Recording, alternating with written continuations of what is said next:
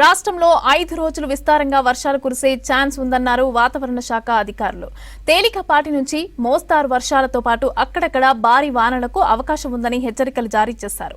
బంగాళాఖాతంలో ఉపరితల ఆవర్తనంతో వర్షాలు కురుస్తాయన్నారు.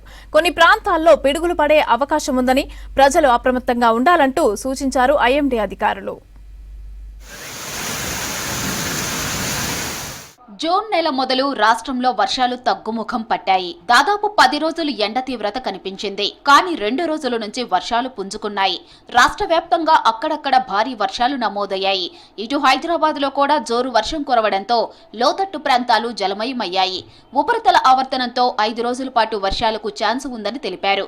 గంటకు 40 నుంచి 50 కిలోమీటర్ల వేగంతో ఈదురుగాలులు వీచే అవకాశం ఉందని తెలిపారు.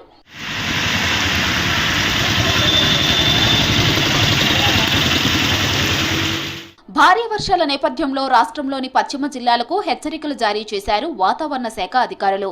బంగాళాఖాతంలో ఉపరితల ఆవర్తనంతో పాటు రుతుపవనాలు చురుగ్గా కదలడంతో ఉరుములు, మెరుపులు, ఈదురుగాలులతో వర్షాలు కురుస్తాయన్నారు.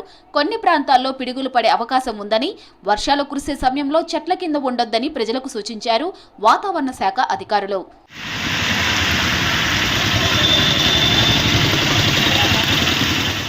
గ్రేటర్ సిటీలో తేలికపాటి నుంచి మోస్తరు వర్షం కురిసింది. సికింద్రాబాద్, బేగంపేట, పంజాగుట్ట, బంజారాహిల్స్, అమీర్పేట్, బషీర్బాగ్, అబిడ్స్, హిమాయత్ నగర్, కాచిగూడ, కోటి ప్రాంతాల్లో వాన పడింది. దిల్సుఖ్ నగర్ ఏరియాలో వర్షం దంచుకొట్టింది. 5 రోజుల పాటు వర్షాలు కురుస్తాయని ప్రజలు అప్రమత్తంగా ఉండాలని సూచించారు వెదర్ ఆఫీసర్స్.